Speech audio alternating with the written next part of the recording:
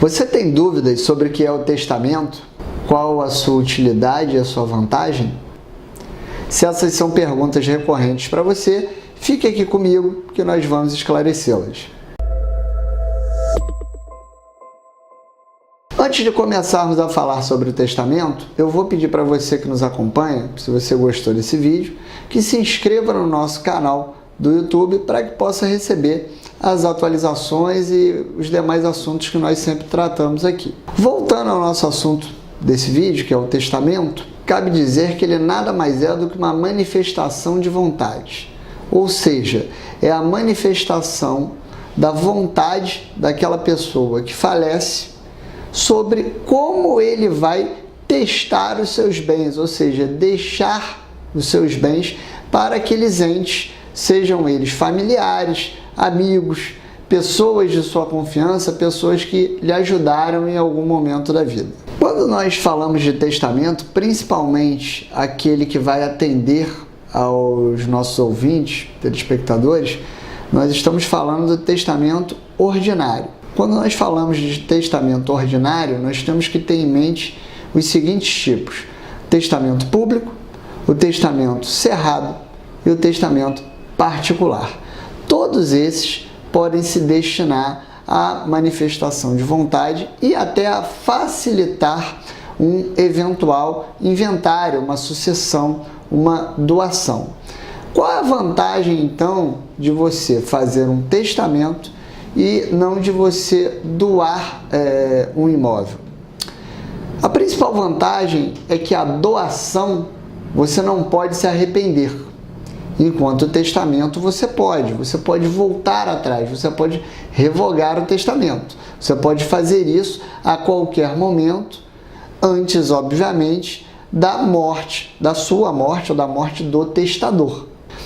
Quando nós falamos do testamento público, e esse é o mais recomendável, né? Não é que ele seja o mais válido, mas é o mais recomendável.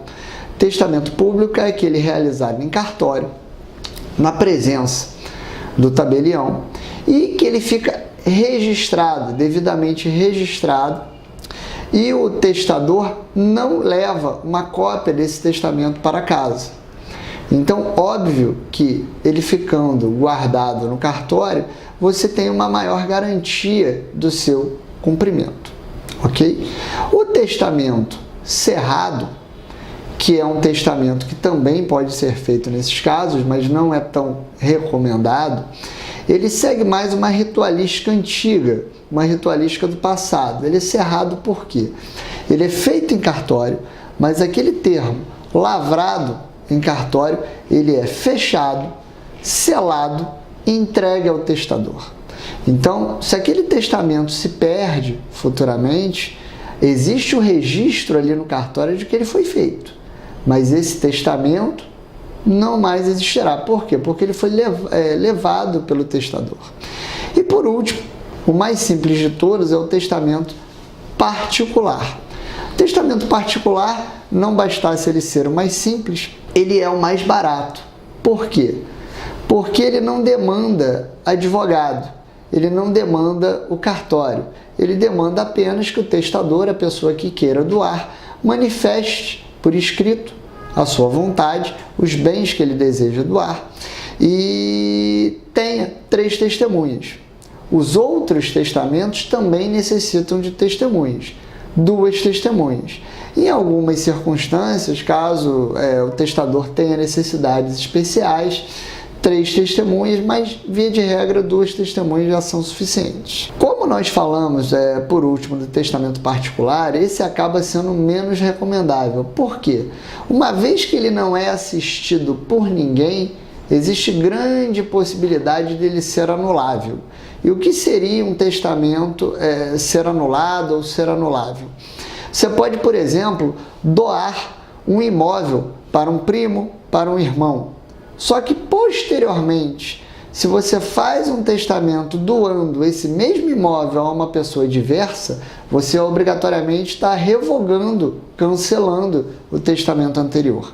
Então é importante, quando realizamos um testamento, o mais recomendável é que seja feita seja feito da primeira forma, que é o testamento público, assistido por um advogado, onde essa minuta vai ser elaborada de forma a não haver uma nulidade. Feitas essas considerações iniciais sobre o testamento, qual seria a sua principal vantagem? A primeira, nós já falamos, que é o fato de você não precisar realizar uma doação, da qual você não pode se arrepender uma vez que efetivada. No testamento, você já doa esses bens, só que você pode se arrepender, voltar atrás, modificar. Então essa é a principal vantagem do testamento, é a sua possibilidade de mudança a qualquer tempo. A outra vantagem do testamento é que você pode organizar melhor como vai ser feita a partilha de bens, o acervo patrimonial que você pretende deixar. Ou seja, com o testamento você pode desde logo dirimir eventuais conflitos que possam surgir, como por exemplo, você tem 10 imóveis e 3 filhos, mas quer deixar para um sobrinho, quer deixar para uma tia que foi importante para você, um empregado de confiança. Quando você faz o testamento, você pode deixar esse patrimônio, dispor dele da forma que você melhor entende, para que no futuro, quando você venha a faltar, não exista nenhum litígio. Quando a gente fala dessa questão de como podem ser testados os bens, é importante ressalvar que para testar bens existem requisitos.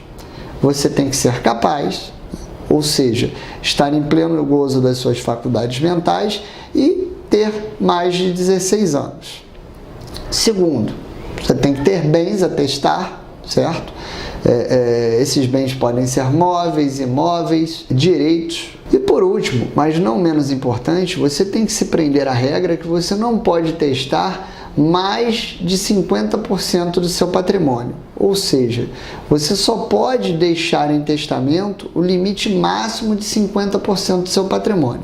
A outra metade, os outros 50%, que não estiverem no testamento, eles têm que ser alvo de um inventário e eles vão se destinar aos seus herdeiros legítimos, ou seja, seus descendentes, seus ascendentes. Então o testamento ele tem essa regra muito importante. Por que ele tem essa regra muito importante? Muitas questões são colocadas, tanto os motivos históricos quanto motivos práticos.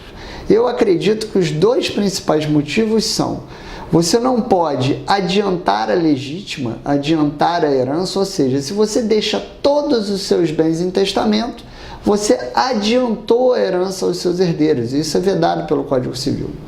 O outro motivo principal é que você não vai testar todos os seus bens, deixar todos os seus bens por testamento e futuramente, você tendo outros filhos, outros herdeiros necessários, esses herdeiros vão estar prejudicados. Então, por esse motivo, você só pode deixar 50% do seu patrimônio, o que já é um grande adianto, que já evita muitas contendas judiciais. Por hoje é só, eu quero agradecer a você que acompanhou o nosso vídeo, acompanha as nossas matérias e lembrar mais uma vez para você se inscrever no nosso canal, ok? Muito obrigado pela sua atenção, um grande abraço.